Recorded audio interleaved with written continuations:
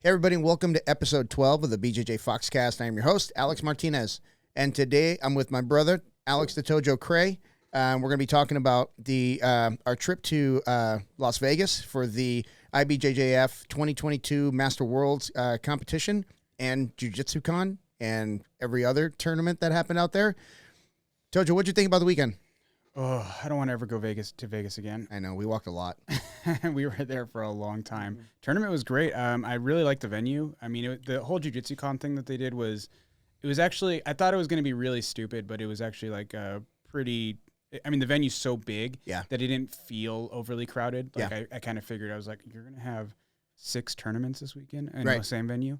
But it wasn't bad at all. I mean, there was definitely, I think you said it was the biggest tournament they've ever had, right? Yeah, it's like the biggest jiu-jitsu event in history or something like that. Yeah, it's nuts. Yeah. But it didn't feel like overly crowded. I didn't feel like we were stepping on too many toes or anything like that. So no, there was only one point where I felt crowded when we went to check in. Yeah. That one, like maybe mid-morning or something like that, where it was like super crowded. But after that, it wasn't that bad. Yeah, I mean, all the lines for like I guess like the regular spectator line wasn't too bad, but like the black belt line and I saw the competitor line was just like crazy, but they moved quick. Yeah. I mean, so yeah, I mean, it wasn't bad. Yeah. It was way smoother than I expected. Yeah. You know, for those people who have never been to a Master Worlds and are thinking about competing next year, just stay at the Westgate. Don't get fancy. Don't go Airbnb. Don't try to, save a couple, like $20 or $30 a night on a room by staying somewhere else. It's so freaking convenient to stay there. And, it's the biggest tournament of the year, at least for people over the age of 30, well, I should say age of 40, right? Because a 30-year-old still compete in the I assume they're going to do the Jiu Jitsu Con every year now. Yeah. So that might be, it's just going to be a huge tournament every year. Yeah. But if you're competing in Master Worlds, that's like your the one tournament you should be focusing on, right? For sure. And, if you're having to drive to the venue, parking's like $20 a day, something like that. And you can literally walk to the venue back and forth. We did it several times a day. We would walk back and forth from the venue to the hotel. It was like maybe 50 feet of outside walking. Yeah. So it wasn't that big a deal. Especially when you're standing at the venue going, you know what? I probably should have brought X. You know what? Just walk back and go get it. Not a big deal. Or I have 2 hours before the next person I care about. Yeah. Yeah. I'm going to go hang out in my room for a little bit. That happened a lot. I mean, we were able to go back, chill out, stretch out on the, in our rooms, and it was good. In the Westgate, they block off rooms. They have a room block for the IBJJF event. Mm-hmm. So you get a little discounted rate on your room. Did you have to call them to do that? No. Actually, I think when you go through, I think it was maybe the IBJJF website. When you click on that, it'll take you to the block of rooms, and then it'll show you. I think the first 2 nights were like $50, and the third one was like $150, something like that. Yeah, I'm stupid. I went through the Travelocity, whatever, one of those stupid sites. Yeah. So, so getting out there, we left on Thursday morning, headed out, and got there just in time to see some of our friends compete, which is kind of cool. Mm-hmm. Made for a long weekend, though. Definitely made for a long weekend. Yeah. But it was lots of good jiu-jitsu, lots of bad jiu-jitsu. Yeah. But definitely a lot of good jiu-jitsu. Yeah. Yeah. I think, mainly like Vin and I have a history. I've been going to him for training for about 4 years now. Mm-hmm. And I really wanted to be there when he competed. And I was really glad we made it. Didn't go his way. And I've told him this in the past. Vin is a notorious slow starter. Yeah. And it kind of cost him in that tournament, Yeah. I mean, we talk about it all the time in class, when we have just 5 or 6 minute rounds, it's like, that's not enough time. Nope. Especially the higher level you get, like everyone's playing so tight. Yeah. Like, there's no rush. If you're the one that's rushing to get to a position, you're the one that's going to lose. Yeah. Yeah. And it's really hard to push the right pace mm-hmm. while being, precise. Yeah. And tight, right? Yeah. I mean, it's 5 minutes is over in like a split second when you're in competition brain, right? It's just like, you look up at the clock, you're like, oh, I have 30 seconds. 30 seconds, and you gotta do something. You gotta make something happen. And inevitably, if you're waiting for that 30 seconds, you're like on bottom side control or something. Yeah. Just getting crushed. Yeah. And I think just like what happened to me, in 5 minutes, it's really difficult to set up a game, set up any kind of I super complex kind of guard play or something like that, because if it fails, now you're 3.5 minutes deep into this tournament, and now maybe you've gotten your guard pass because you're being fancy or whatever. It really is, man. It really is a score early and make them come to you kind of game. Yeah. One of the more successful, well, the most successful game I saw in my bracket was actually by the person who won it, Jose Carlos. He went directly into his deep half game, and depending on what the scenario was, his reaction was precise. Yeah. So if he was down, he'd get a sweep. If he was up, he would sit there and let them do something stupid. Yep. It was perfect. It was perfect. And that's something I have to emulate. I'm very much a let's play. Let's see who's got the gas tank, right? That's my game. But everyone has a 5-minute gas tank. Yeah, but do you have 6 of them in a row? Yeah, true. Right? Well, so, and it was so like hit or miss because there was times where you were waiting half hour, 45 minutes for your next round, and then there was times where you're like, hey, you're up next. Or like, I just went. Yeah, I came off the mat, and the ref was like, whoa. He goes, your name is on the board, and I was like, let's go. And but they gave me some rest time between rounds, which is pretty cool. On the timing thing though, they should. I don't know the whole once you go to masters, it's 5-minute rounds or 6-minute rounds or 5-minute rounds. Yeah. They should do the whole white belt is 5 minutes, blue belt is whatever, but just kind of shrink it down a little bit maybe. Yeah. Yeah. 7 or 8 minutes. For I black would like belt. to see 8 minutes for black belt. I think that's appropriate. But I don't know. I in a lot of ways they got it right with the 5 minutes because everybody does 5 minutes. There's no guesswork. That's kind of cool. But I'd like to have more time to set things up, more time to come back, and more time to play strategy. I mean, that's what really separates a lot of athletes. Because like I said, a lot of people have the juice for 5 minutes. Yep. Especially at these big tournaments where you usually have a lot of time between rounds. Yeah. Right. A lot of times you're getting cold before your next round. Yeah. It was just like my rounds went almost identically, like as far as time gap goes. There wasn't that much variation. But I saw some guys in that bullpen that, let's just say the first guy didn't make weight. Now they're in the bullpen for an hour doing nothing. So, and there's no room in that bullpen to move. That bullpen was a dump. There was nobody cleaning that up, and people weren't cleaning up after themselves. There were spilled drinks everywhere. There's bottles everywhere. It was so gross. Couldn't sit down. Yeah. Couldn't sit down between rounds. I mean, I did once, but then it was just like, I just got up. It was so disgusting. But that's one thing that needs to improve. They got to get somebody in there to clean that, or people have to just clean up after themselves, man. It's fucking gross. Let's be fucking real. You're all adults. Yeah, you're masters. Yeah, man. Yeah, I mean, and a lot of people there are academy owners. Our biggest pet peeve is people that leave shit behind. Yeah. That's our biggest pet peeve because now we got to clean up after them. And I don't know why it's just impossible to get rid of that problem. It is impossible. It is. I mean, just when you think you caught it all, you come in the next morning and there's a bottle sitting there like that you missed. You're come in the 6 a.m.s for class, and I'm just like, all right, well, here's someone's water bottle, here's someone's this, here's someone's that. Yeah. It's like, Jesus. Yeah. Take your crap. If you want to be on Tojo's good side, clean up after yourself. Or anybody's good side, really. I mean, I guess it's a start. Yeah. Yeah, but Thursday went well. I competed on Friday. Friday was interesting because there was so much good jiu-jitsu. Like, I did not want to leave the venue for any reason. Yeah. I mean, there was so much good. Kishina was on a tear. Edris did awesome. Edris, I think, ended up third, though. I think he ended up in third place. Yeah, he won 2 and lost 1 or something like that. Yeah, so he had a good showing. We had a lot of people have a good showing. But, Kishina was grounding out wins, and people were trying to hang with him, getting hurt doing it. The last 2 guys are going to be benched for a while. I think. Yeah. I think I don't remember the second to last guy's name, but he got stuck in Q's notorious omoplata and ended up paying the price for it with his shoulder. Yeah. And then the last guy in the finals, Omar, I think he trains with Gianni Grippo and all those guys out there. He got in that squid guard. I don't know if you ever play that at all with the lapel wrapped around the leg. Yeah. Q was pulling out that knee bar, and somehow that guy's. I guess he was probably defending, trying to pull on Q's arm or something, and he popped his bicep. Yeah. His arm got stuck in that knee bar. Yeah. Somehow, and I think it did pop his bicep. It was pretty. Yeah. He was definitely looking over, I felt a pop.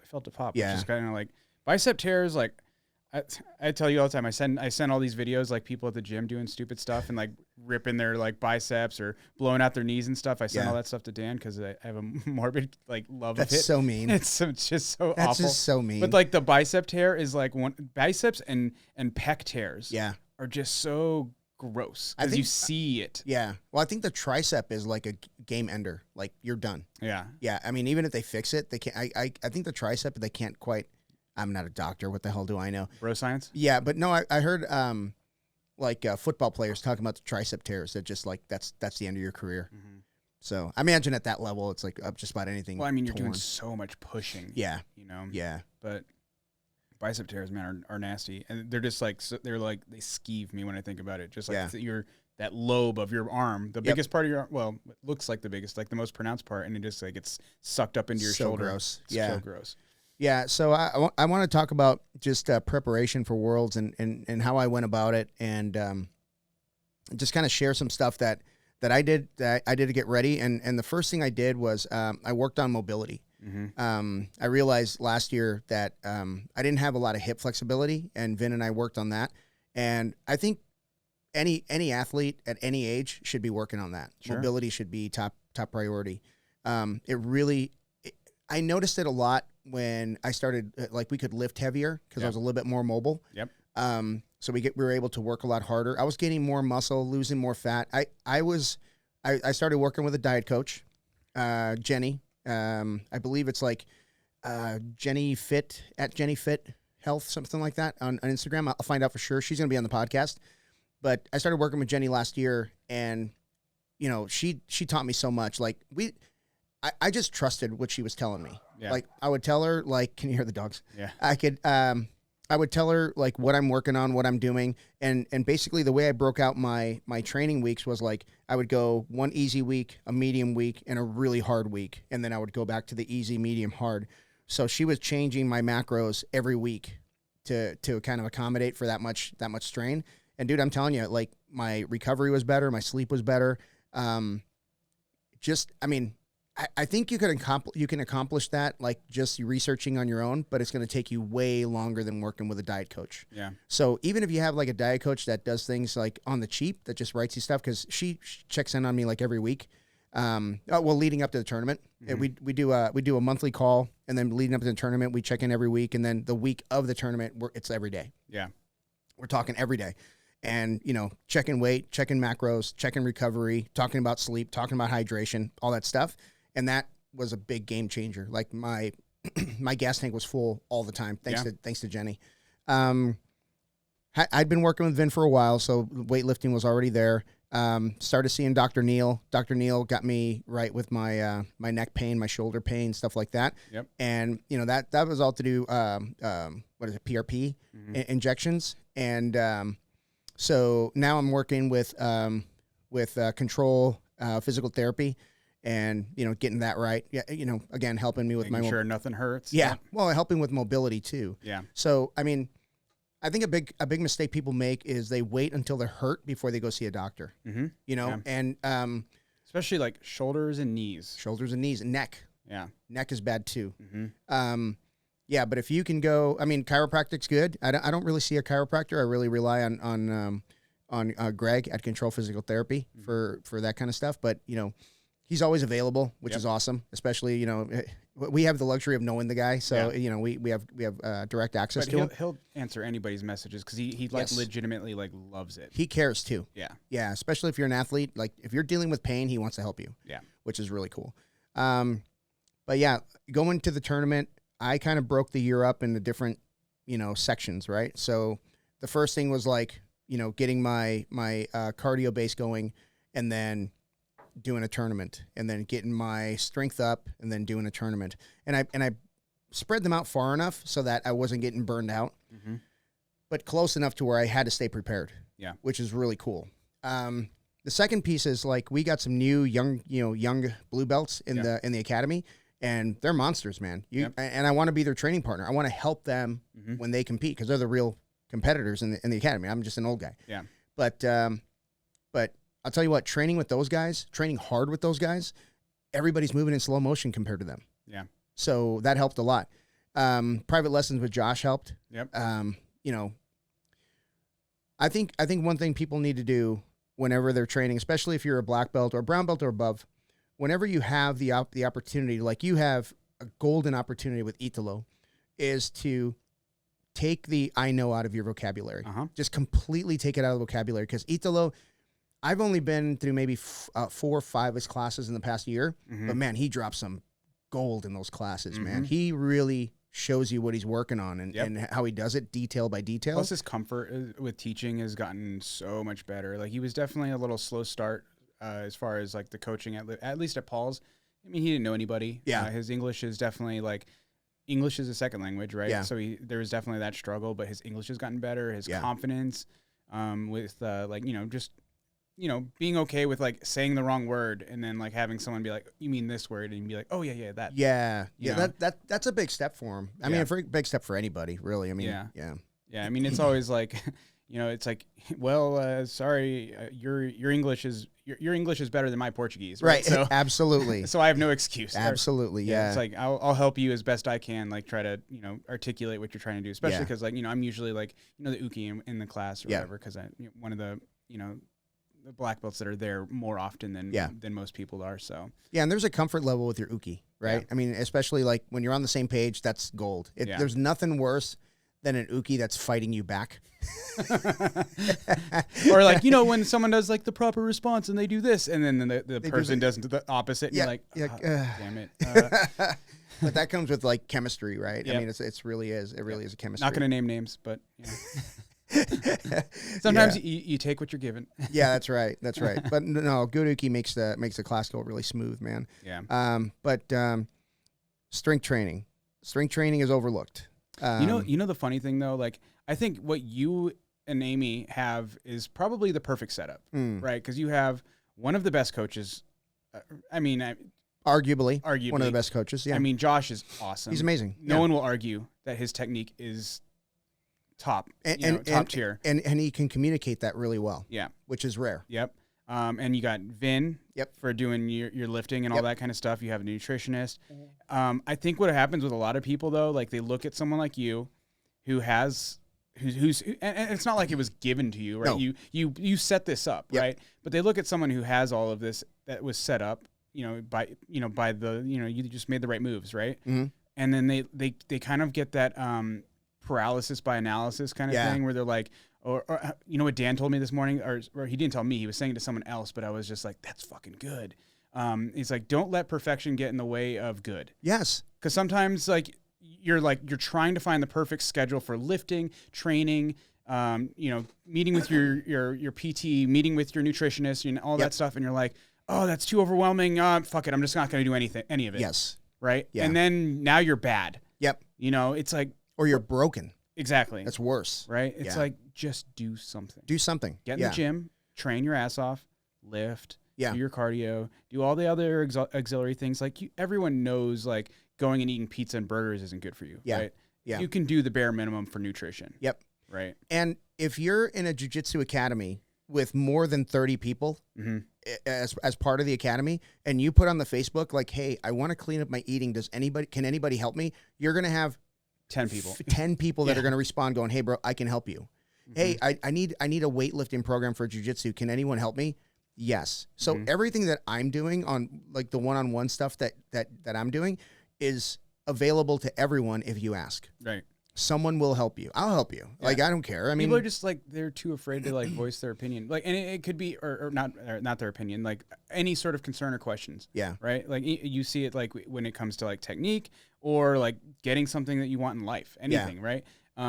Like a funny story, like this weekend, Kelsey and I were like, neither of us were competing this weekend. So we were kind of like here to support, which meant we got to go have fun in Vegas, right? Yeah. But one of the nights we were kind of hanging out in the hotel, and by the time it was like it was a little late, everything was kind of starting to close, like all the restaurants. And this was Thursday night, so like it wasn't like, Friday night, Saturday night where everything's open till whatever, they don't close or whatever it is, right? And we're like, I just want a slice of pizza.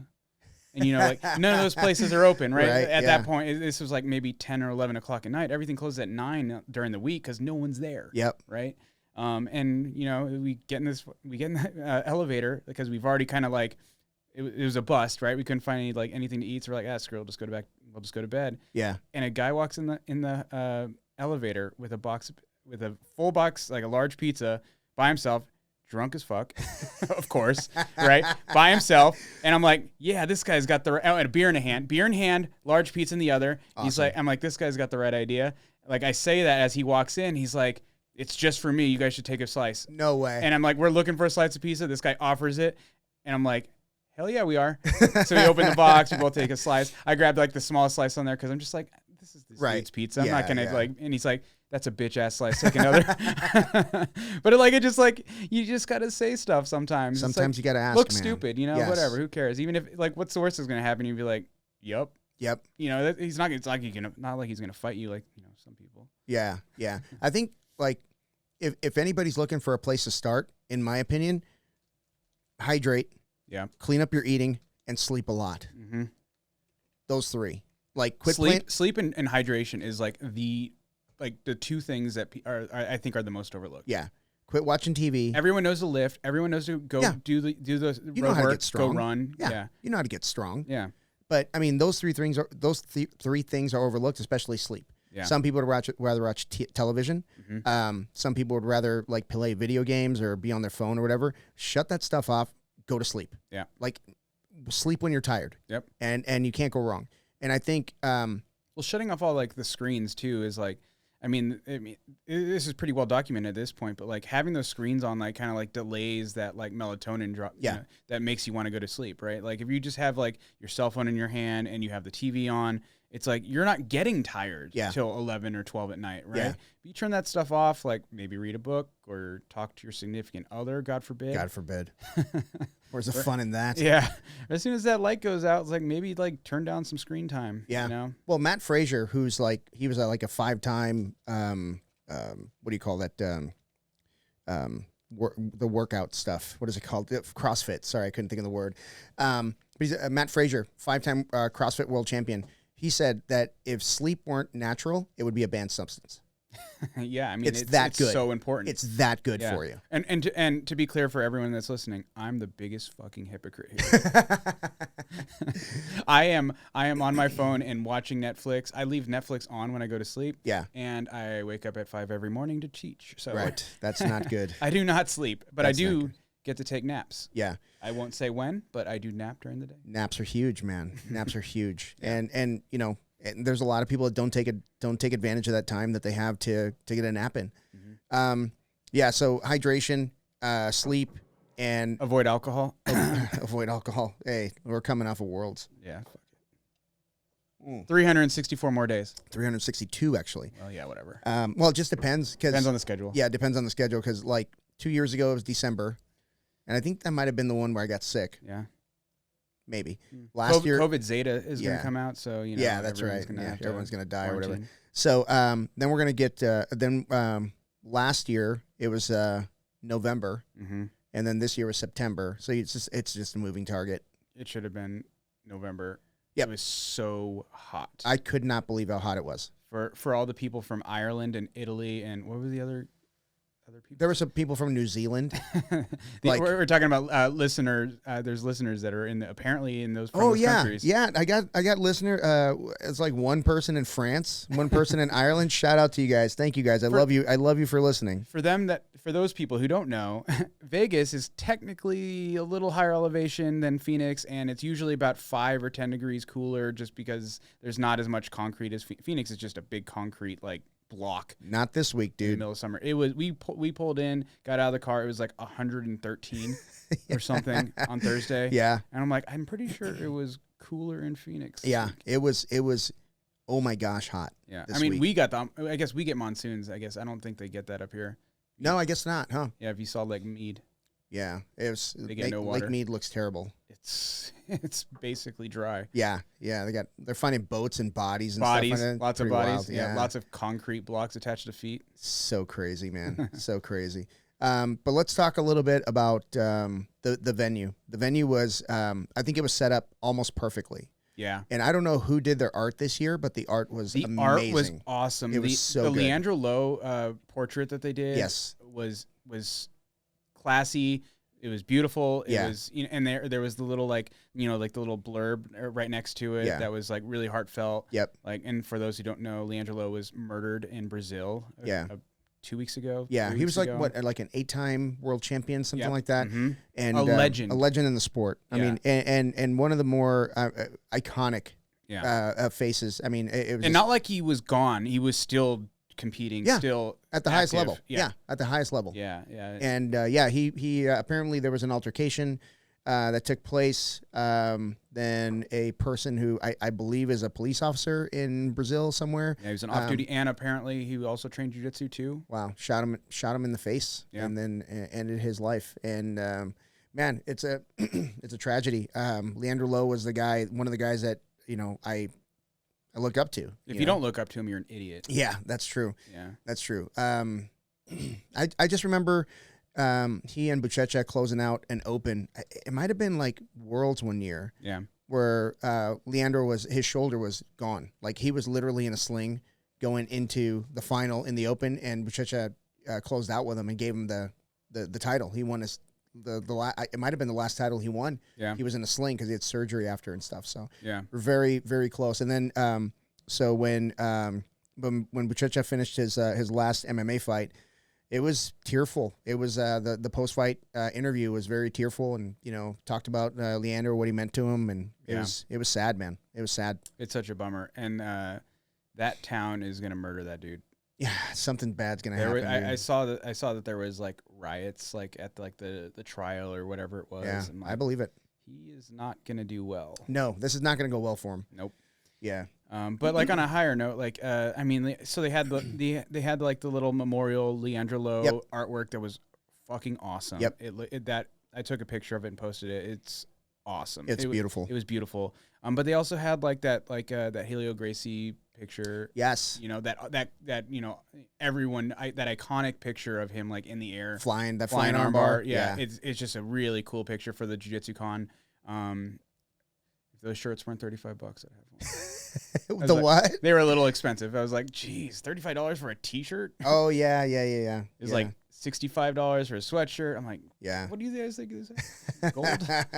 Hey man, you know what? They're worth what the market will bear. Yeah, What people will pay for it. That's what they're worth. But I mean, it was gorgeous. Yeah. The artwork was really gorgeous. Yeah, I don't know who they had do it, but it looked really cool. Yeah. Yeah, and props to that person. Yeah, definitely. I really like the black and gold on the podium. Mm-hmm. Podiums look amazing. I mean, it was a little chaotic around the podium just because of spectators. I mean, I think the athletes did a good job getting in and out of there, doing what they had to do, but I think the spectators, I mean, there were some folks hanging out a little long, in my opinion. Like, who are you watching? Come on, get out of the way.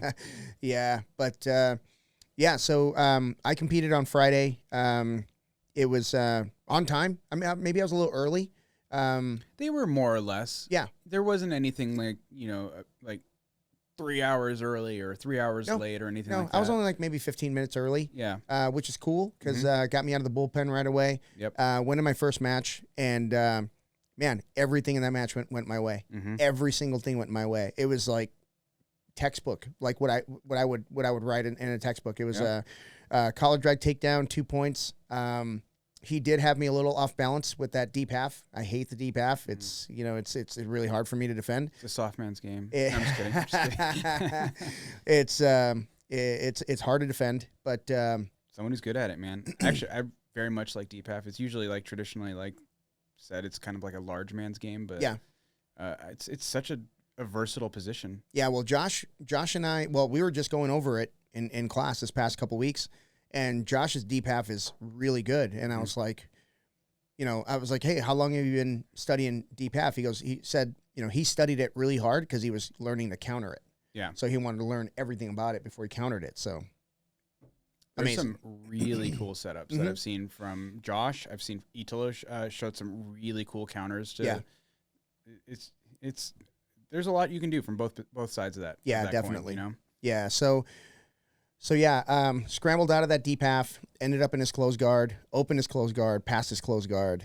Someone lit a fire for you though. Yeah. I'm not going to say who. He turtled up, took his back, scrambled out, ended up got mount, and then it ended when I was going after the Americana. But I really wanted to close that one out. I really wanted to end that one. Yeah. But second match went pretty well. That was the same guy that you beat at Phoenix Open. Yeah. And you guys are both up at middle heavy. At the Phoenix Open, yeah. So, Jose something or another. Joao. So he and I fought at the Phoenix Open, weight class up at 195, but I weighed in at 181.2 for the Phoenix Open. So I was like, dude, you know what? When people are like, oh, I'm going to go up in weight, so I'm going to eat like crap. I'm like, are you stupid? Yeah. Like, go in optimal. How many times have you, there's no one in your division, you have to go up in weight, and they're like, oh, you better gain weight. Like, what does that mean? Like, you want to get fat? Like, none of that's going to make a difference. Are you going to put on 15 pounds of muscle in a week? No. Yeah. So it's like, just do what you're doing. Yeah. And you're going to fight just as good as you were going to. Like, putting on weight it's not about just being heavy. No, go in optimal, right? So, anybody who's rolled with like someone small who's good, you're like, this person weighs 300 pounds. Yeah, right. And they're like, nope, 120-pound little girl. Yeah, who's crushing your ribs, by the way. Yeah. So yeah, that one, it was pretty close. I was up by one advantage with like 30 seconds to go. We reset, and then I didn't want him to get any ideas, so I just shot in, got the takedown. We kind of scrambled out of bounds for a second. I pulled him back in, and then I took him down. And then I got a quick 2, and then I think the ref pulled it back because he had me in a little Kimura trap up from bottom. It was adorable. Yeah, and then I ripped that out, and then I got my 2, so I won 2-0 on that one. And then the third match, I felt like it was going to go well. Like, I wasn't winded, like I wasn't tired, I wasn't anything, but got stalled out. I mean, he did enough to get an advantage, and that was the whole match. After that, he just sat my guard. He played the stalling game. He played within the rule set. Yeah, he played within the rule set. Hey, good on him, man. I got nothing bad to say about the guy. I mean, I just wish it would have gone my way, but it didn't. I wish the rule set just kind of worked. You know what I mean? Yeah. That. I mean, so for those who didn't watch the match or haven't watched it yet, it was basically Alex was had him in close guard, and he would work to get out of it every 25 seconds, just before the stalling points came in. Perfect. Or the stalling penalty came in. He got the one advantage for supposedly passing your guard for a second, which I don't remember seeing, but I haven't rewatched it. The thing is, man, with that is I kind of understand when the referees give out an advantage, because do you really want to make a ref's decision? Probably not. So, I mean, if it looks like it could have been a pass, maybe I had to recover. I didn't. Yeah. But you do, boom, you wave the arm, give an advantage. Now it's a fight. Most people are happy. Yeah. Yeah. So, when I first got my black belt, because I started so late, it's really intimidating going in there and seeing 3-stripe, 4-stripe, 5-stripe black belts that are in your division. You're like, man, it's intimidating. I don't feel intimidated anymore. Like, this is my 3rd year at black belt. Yeah. Now I look at their stripes and I'm like, it's going to be fun watching them pack, and leave the bullpen. That's really my mindset now. And I'm over here waiting for Q to retire.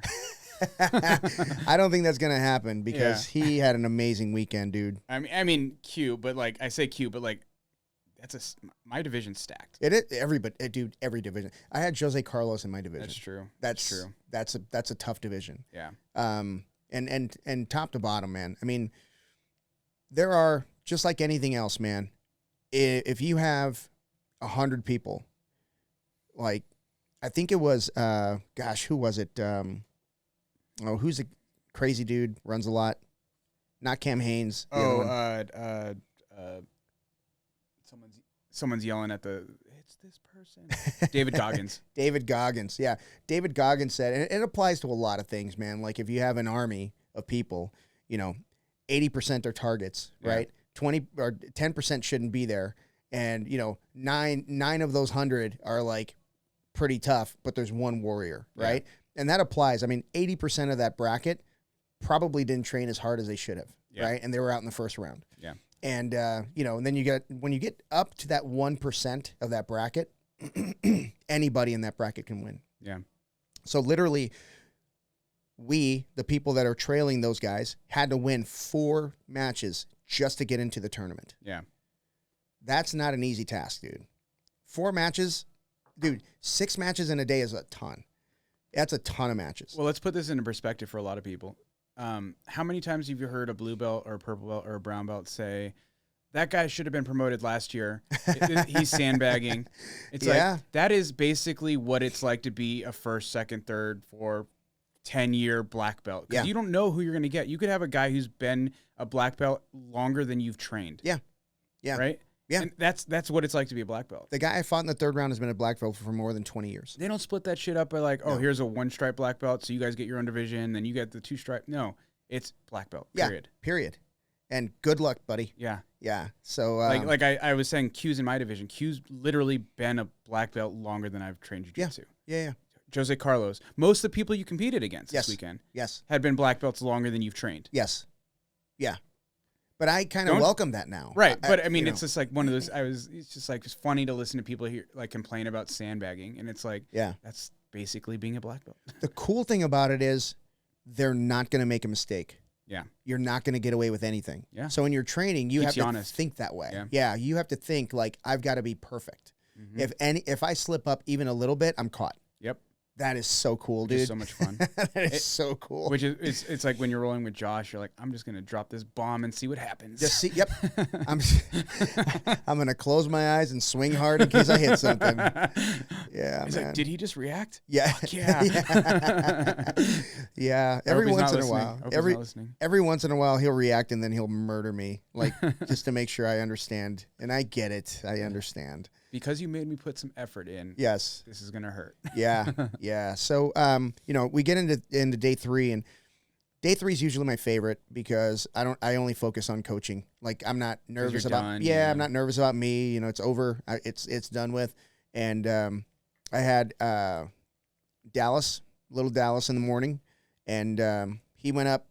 Not only did he go up a weight class, he went up a belt level. First time at Orange, right? First time at Orange. And he belonged. He belongs there. Absolutely belongs there. He fucking belonged. Yeah. He made some errors. Yeah. But everyone does. Critical error he made, he sat down and played guard when he should have stayed on top, and it cost him 2 points. Now he's behind. How many times do we tell that to people? Dude, I've done it. I've done it. Fall. I know. We've all done it. Yeah.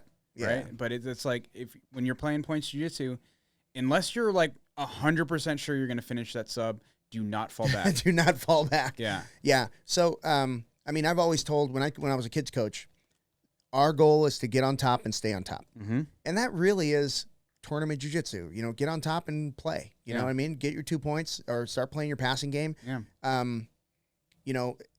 Josh plays a lot of sit-down guard, but he's also got 10 minutes to set things up. Yeah. And he's also got guys that have done jiu-jitsu as long as him, wrestled as long as him, are at his level. I mean, there are no, dude.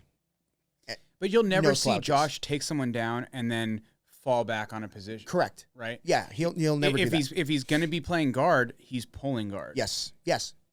Because he knows the other guy's game, he knows what they like to do, and he knows what he needs to do to counter that and get the sweep. Because that's what you should do. Yes. Like if you're going to play guard, you better be good at pulling. Yeah. Like in a way that you're not going to give up points, because some people are really good at that, like that bullshit ankle tap bull crap. Yep. I hate that so much. If I was a ref, I'd be like, I didn't see that. Yeah. Hey, it works, man. It'll get you work. 2. I know it's technically 2. It's bullshit stuff. Yeah. Whatever. But I also noticed like it used to be like it didn't really happen until you got up to 95, where people were kind of dancing. You know what I mean? A lot. But I saw a lot at 81. Nobody wanted to pull. Nobody wanted to shoot. That's like, what happened with Vin. Yeah. Nobody wanted. And the other guy was like a D1 wrestler back in the day or something. I would expect him to do a lot of outside single stuff like that. Vin took his tooth home though. Yes, he did. Knocked the guy's tooth out, right? Well, yeah. I mean, he didn't knock it out as much as he pulled it out. He had like a cross grip or whatever, and like he kind of flared up, and it just happened to like I think the gi material caught on his tooth and it just like popped out half of his tooth. Yeah. But all power to that dude. He just like spit it out in the trash and was like, "Let's go." Yeah. He was game. Yeah. That was cool. Yeah. But Dallas did well. He was a little upset. Obviously, I mean, he puts a lot of work in. The kid puts a lot of work in. And oh, by the way, he just flew out to do another like judo seminar this weekend. Yeah. Like, straight from the tournament. So good on him. Yeah. I mean, it sucks. I think he knows that he could beat that guy. Yeah.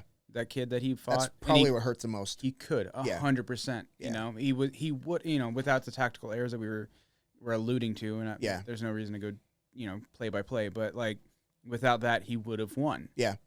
you know, because it was like, what, 45 seconds left? Yeah. And all he had to do was basically just defend, not get submitted. Yep. And he ended up rolling over, you know, gave him the sweep points. And then I think the guy took his back. And then at that point, like even without the submit, because he got submitted, right? He got loop choked or something. Yeah. Without the submission, he still was down points. Yep. He wasn't going to recover from that, unfortunately. Yeah. And that was tough. But, and then I had the Cope brothers. They were about an hour apart. Yeah. So first round losses each one. These are kids from your school, right? Yeah. Okay. Yeah, kids from the school, and they were the first big tournament.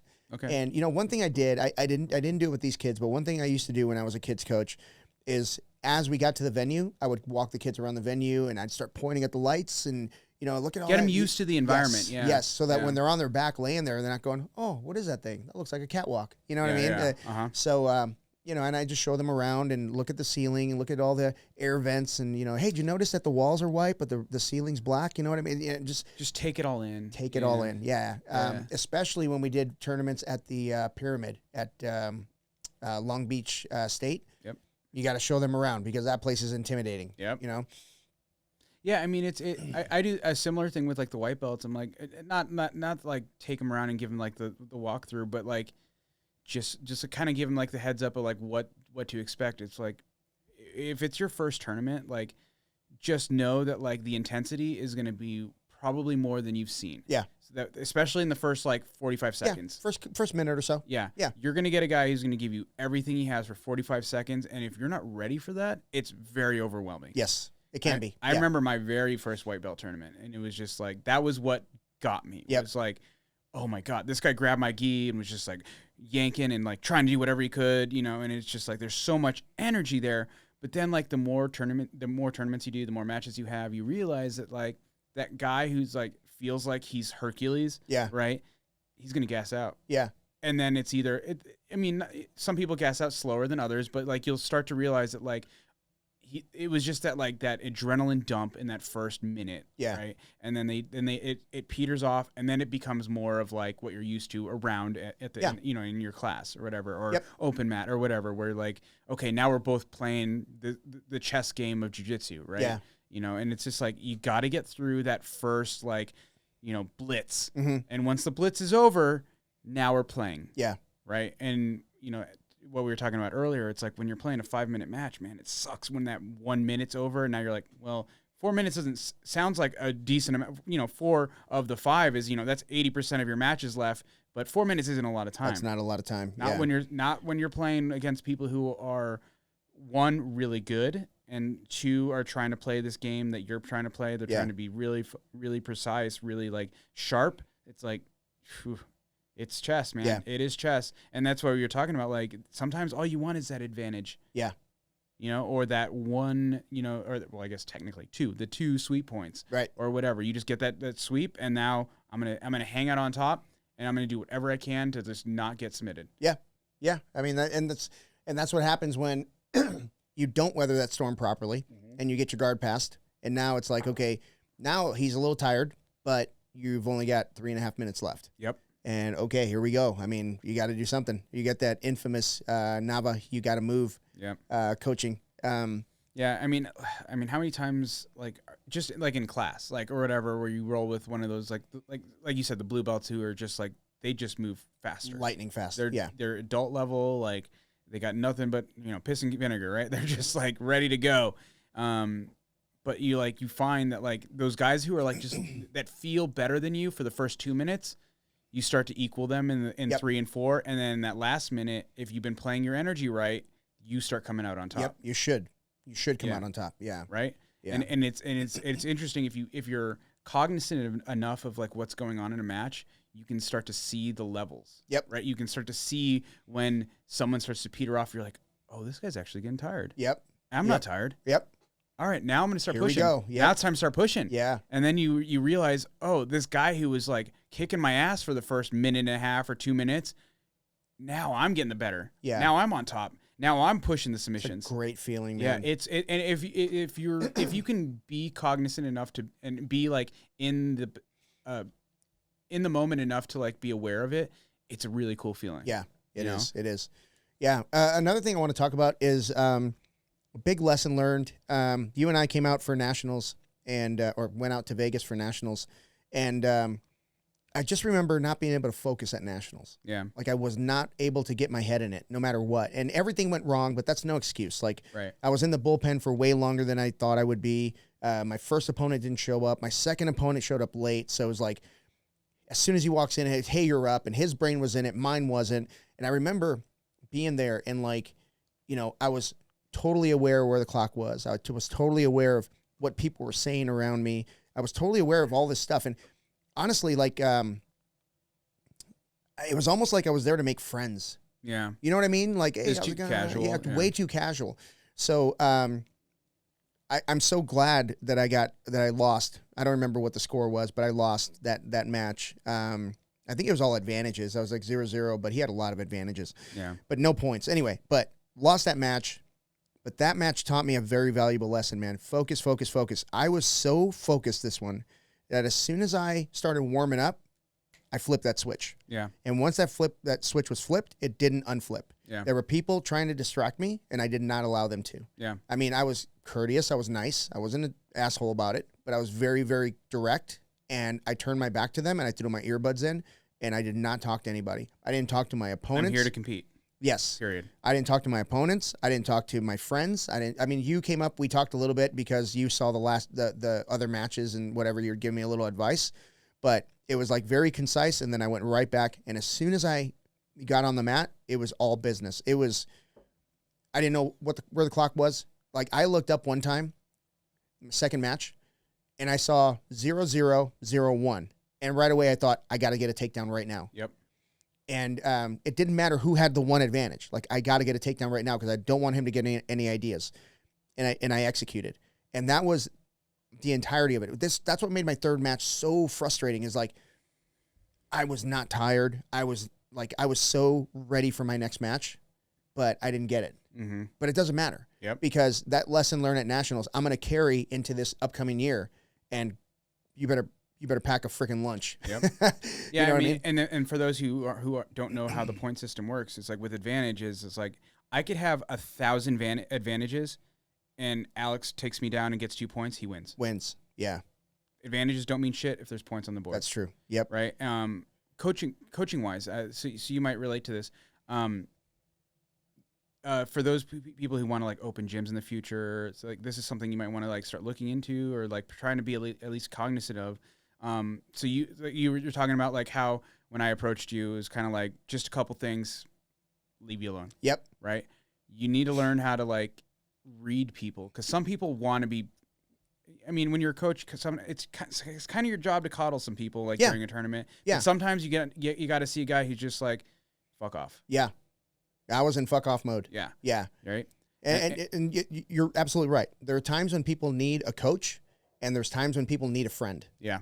And you got to know the difference. For sure. Yeah. And I think along the same lines, man, the most important bit of coaching you can give to a person is right after a loss. Yeah. That is the most important. You better say the right thing at the right time after a loss. And knowing when that right after the loss is. Yes. Like, because there's sometimes where you're like, a guy lost, he doesn't want to hear a fucking thing you have to say. Right. That's Dallas. Dallas doesn't want to hear what you got to say. You just got to let him Some be. people are like, I want to talk to my friends. Mm-hmm. Right. I want that, consultation. I want that, I want that. Some people, fuck off. Leave me alone for a half hour, maybe the rest of the day. Who knows, right? And it's like being able to read that room, man. If you don't know how to do that, you're gonna piss off people and you're gonna lose students. Like, that's I think that's one of those like really, really fun. I don't know how to what the right word is, but as a coach, you got to be able to like read your students.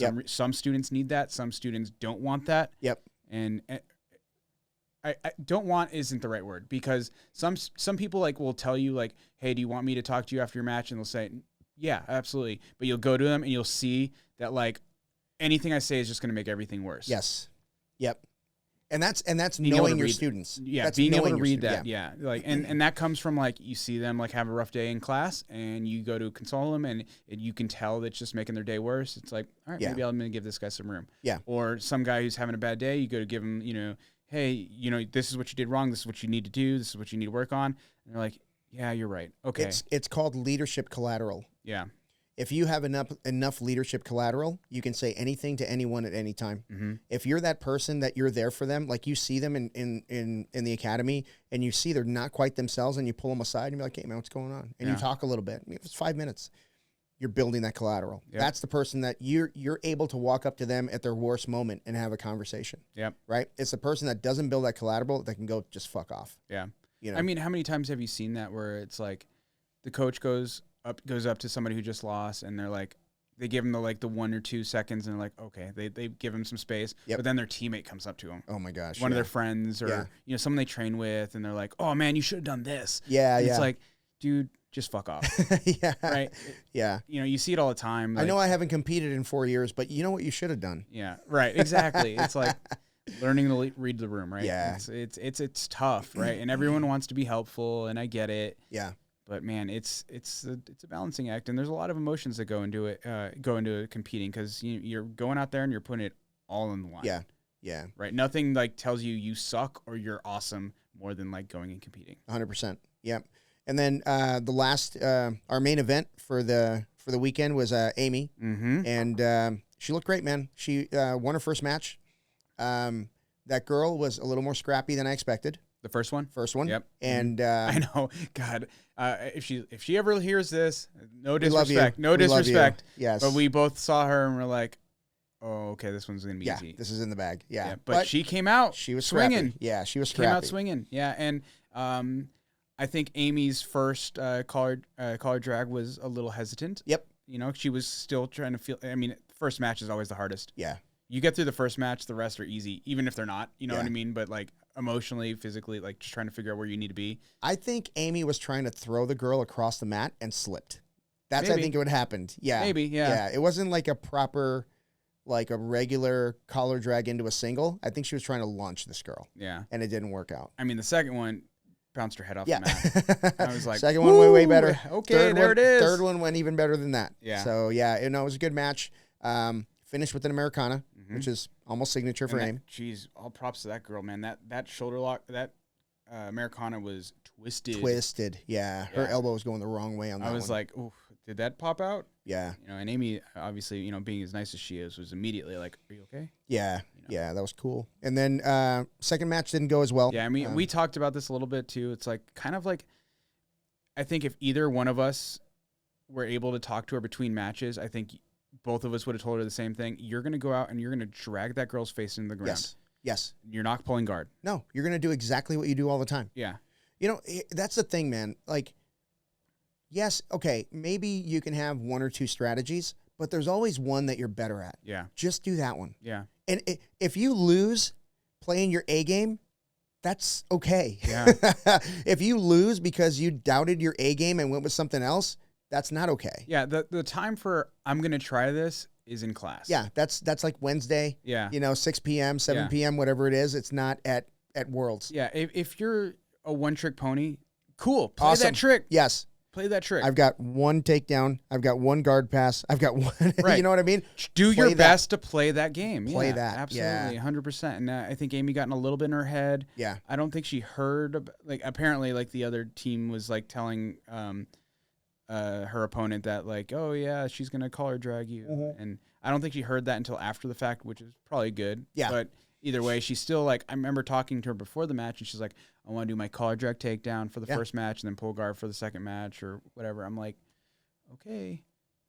But, you don't ever want to, tell someone, that's not a good idea, because you don't want to, discourage them. Right. But, sometimes, like you said, or like we were just saying, it's stick to what you were 100% whatever your A game is. Amy's guard or collar drag is perfect. It's great. It's perfect. Yeah, it's great. And that should be what she does every single time until they stop her. Yeah. But you know what? The cool thing about that collar drag is it literally puts you right into a single leg position. Mm-hmm. So if you can play, an outside single and you can play a collar drag, dude, do it. That's perfect, right? And worst case scenario, you end up in half guard. Yeah, no bottom big deal. Half guard, which is for me, I'm like, hell yeah, I love playing bottom half. I do love playing bottom half. But and if that's going to be the game that someone wants to play, then learn the ins and outs. Like if you lose that pull, now you're playing guard. Yep. Be good at half guard then. Yep. Have a couple good sweeps from that half guard. But yeah, I mean, she just ended up on the the wrong side of that stick. Unfortunately, the girl. We talked about a little bit after, not we and that girl, but you and I talked about this a little bit afterwards. I'm like, they have that match 10 times. She wins 8 out of 10. 8 out of 10. Because she, I mean, you could tell like from the position that like kind of like, like turned away side control position. Like that girl didn't really have an answer for Amy, just kind of like hunkering down, right? Which I'm like, you don't know how to back reset? Right. Take the back. Take the back, lady. Yeah. What are you doing? And like she had to be walked through the knee on belly. Yeah. Which I thought was like, you're a purple belt. How do you That was know interesting. Yeah. Yeah, that was interesting. She didn't know how to knee on belly properly, but whatever. I don't want to talk shit.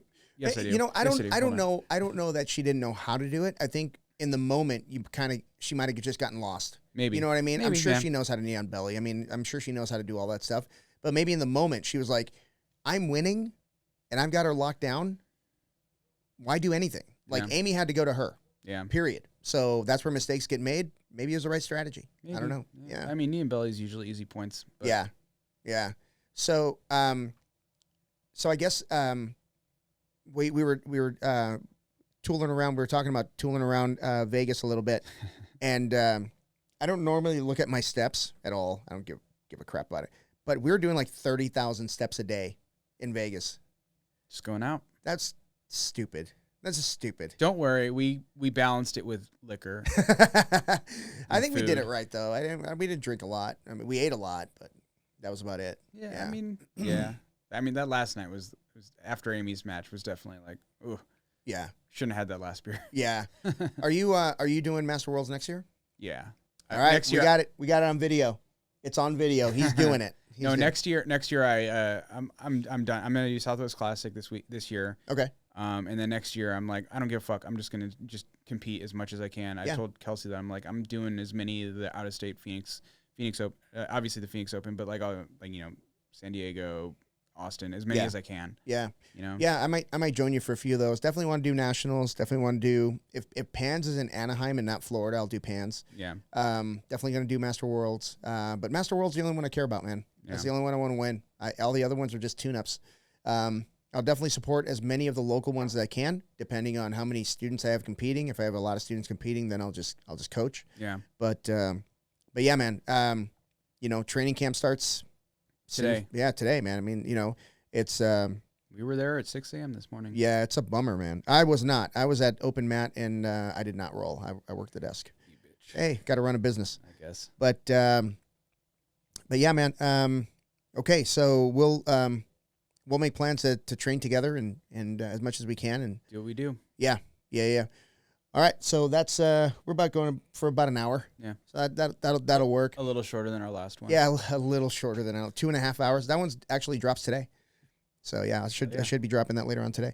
All right, everybody. So if you got something out of the podcast, if you like, please like and subscribe. Please comment. If you hate it, love it, I don't care. Please comment. Love to talk to you. Look us up on Instagram at the BJJ Foxcast. We've got a Facebook page. We've got YouTube. Trying to get as much traffic on YouTube as possible. So please follow us on YouTube. And Tojo, thanks for doing this, brother. Of course, always. All right, man. See ya.